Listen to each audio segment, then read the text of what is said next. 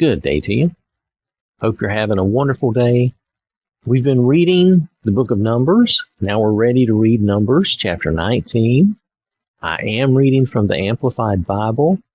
Now last time we had read Numbers 18, and God was talking about the duties of the Levites and the priests. Now again, remember that this is in answer to the fact that at the end of chapter 17, the children of Israel were like, how can we prevent ourselves from being killed, from sinning and being killed? We're all dying. Remember, that was their concern. We're just all dying. You're killing us all the time. So here, God was creating a buffer for them in chapter 18. So here in chapter 19, he's given them instructions on how to purify and cleanse themselves so that they can at least come and present their offerings and do what they do need to do when they come to the tabernacle. Now, it's not that they would be approaching and going to the tabernacle all the time, but just on those instances when they would need to, this would tell them how to basically keep themselves ceremonially clean. And the way it's worded is more like they would do this on a fairly regular basis anyway in these circumstances. I have looked at this and I just wanted to make mention of that. But the idea here again is he's trying to instruct them on how to stay ceremonially clean so that then they would not have so much trouble. He's telling them how to do this. And when we're done with this chapter, I do have something at the end regarding this that I want to share with you because I think it's interesting. We're going to read this and think of this at first in sort of a spiritual way, but when we get done at the end, I want to share something with you that shows that this is more pragmatic and practical also than maybe we realize.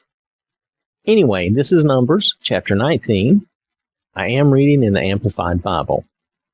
Then the Lord spoke to Moses and Aaron, saying, "This is the statute of the law which the Lord has commanded. Tell the Israelites to bring you an unblemished red heifer, in which there is no defect, and on which a yoke has never been placed.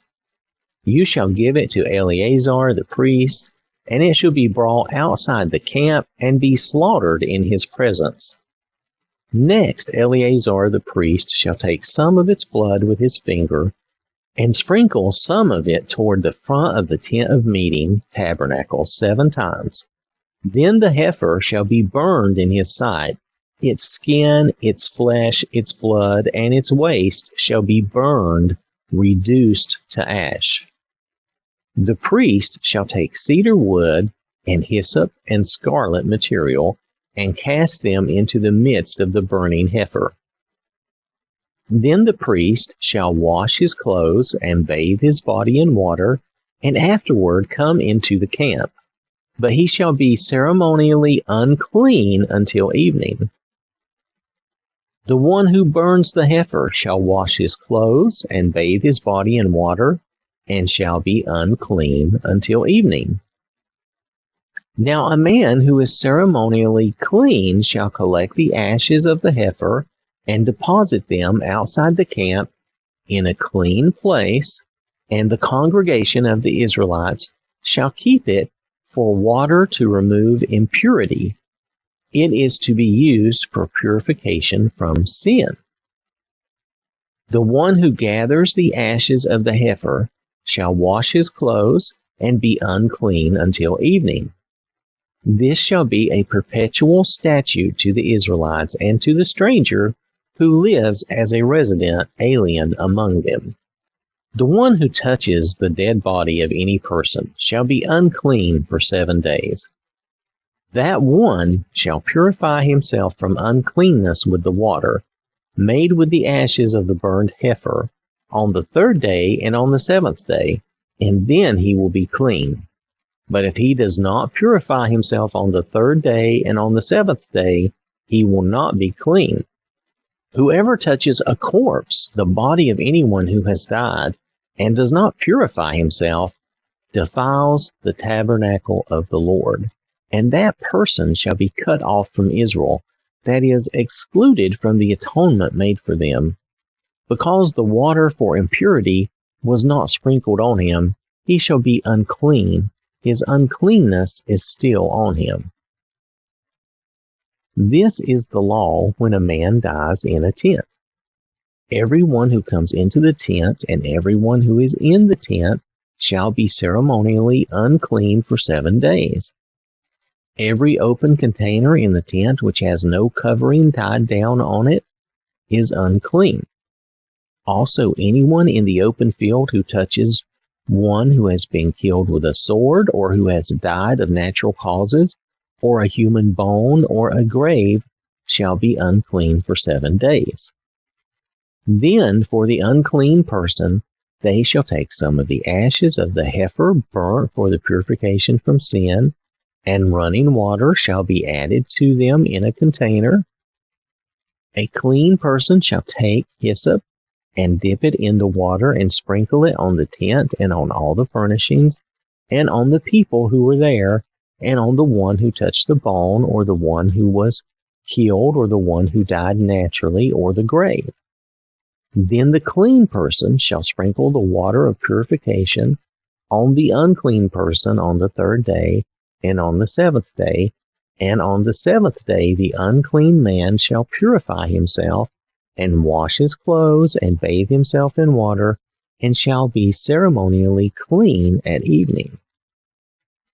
But the man who is unclean and does not purify himself, that person shall be cut off from among the assembly, because he has defiled the sanctuary of the Lord. The water for purification has not been sprinkled on him. He is unclean. So it shall be a perpetual statute to them. He who sprinkles the water for impurity on another shall wash his clothes, and he who touches the water for impurity shall be unclean until evening. Furthermore, anything the unclean person touches shall be unclean, and anyone who touches it shall be ceremonially unclean until evening. So this was the creation of a cleansing water or cleansing concoction to remove impurity. Now, if we look at this from a practical, pragmatic standpoint, if you notice the things that they're using and what they're doing, they are creating a solution that they will then cleanse themselves with, and they will separate themselves out for days. Nowadays we know, when you handle or touch dead bodies and dead corpses, there is a chance of disease, and it was probably a lot higher back then. Now think about these people. They were on a 40-year. They're on a 40-year camping trip in the wilderness. They need to maintain certain laws, certain regulations, just to keep them safe. Now, there's also a spiritual aspect to all this ceremony. So the heifer is unblemished, it has no defect, and it has had no yoke ever upon it. It represents a type of perfect sacrifice because it is unblemished. It has no spot or nothing wrong with it. It is unblemished. So I can't think of a better way to say that right now, but it has no defect. It is a perfect sacrifice, thus in some ways representative of the Lord's perfect sacrifice that he made for us. But they do all this to keep themselves clean. But there is a practical point of this. Now I'm talking about spiritually clean right there. It's to keep themselves spiritually and ceremonially clean.